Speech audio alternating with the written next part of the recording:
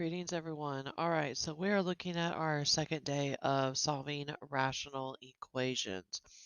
All right, so now what we're going to do is, and I'm only going to do two examples for this video because the problems are exactly this sort of style that you see here.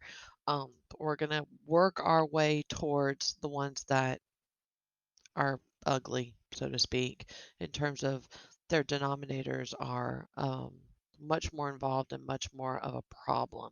All right, so first thing I want to do is I want to identify any potential extraneous solutions.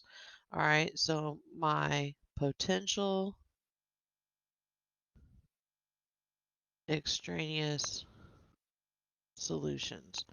So and what I mean by that is that once I solve it, okay, and I get my answer, is my answer what I consider to already be a problem? Okay, so when I look right here and I have x, okay, what I'm looking for is there a value that would create 0?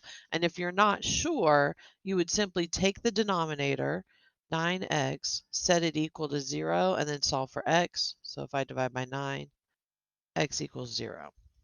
All right, so this is a problem. So if I do all my work and I get x equals 0, my final answer, like I've been talking about in my last video, would be no solution. But in this case, if I work it out and I get any other value other than x equals 0, I'm good.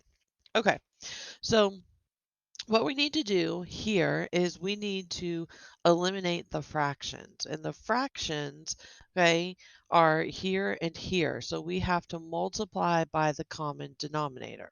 Okay, so the common denominator, okay, if I'm looking here and here, the denominator here is 1, so it needs everything. But if this one has a 9, this one needs a 9, this one needs a 9. So I'm going to multiply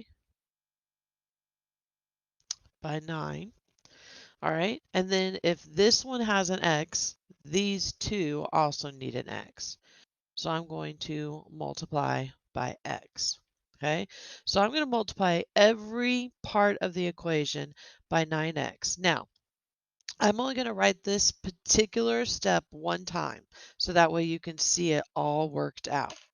All right, so 9x times negative 5 over 9 minus 9x times 8 over 9x equals 9x times negative 1. All right, so I've multiplied each one. Okay, all right, now treat this, okay, so if I were to just ignore all this for a moment, okay, this is what we started with, this multiplying and dividing rational expressions.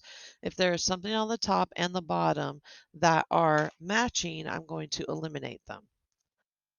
So now I have eliminated the 9. I'm left with negative 5x.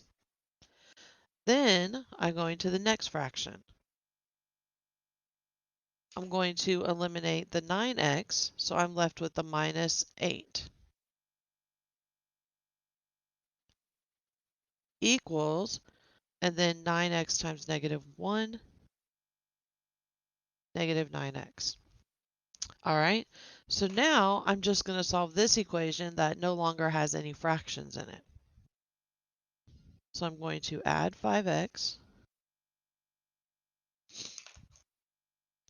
So I get negative 8 equals negative 9 plus 5x is negative 4x. And then I'm going to divide by negative 4. So I get 2 equals x. Okay, I did not get x equals 0, which means I don't have an extraneous solution or a no solution here. My final answer is x equals 2. Okay, all right, let's look at another one. So 2x plus 9 over 4x plus 3x plus 1 over x equals 1 over 4. All right, so my common denominator is going to be 4x. So I'm going to multiply everything by 4x. Okay, so now if you take what we did in the last problem and you see, okay, what's in common, that's cancels, that's what I'm going to leave behind. So this is how I do the work quicker. So if I have a 4x on the top and a 4x on the bottom, those cancel. I'm left with 2x plus 9 plus. Okay, the x here cancels, the x here cancels. So I have to bring the 4 and the 3x plus 1 equals, now here the 4 cancels, so I'm left with x times 1. Well, that's just x. I don't have to write the times 1. All right, now I'm going to distribute, combine like terms, solve for x. Okay, so 2x plus 9 plus 12x plus 4 equals x. 12 plus 2x is 4x. 9, 14x. 9 plus 4 is 13 equals x. All right, I'm going to subtract 14x. So I get 13 equals negative 13x. Divide by negative 13, x equals negative 1.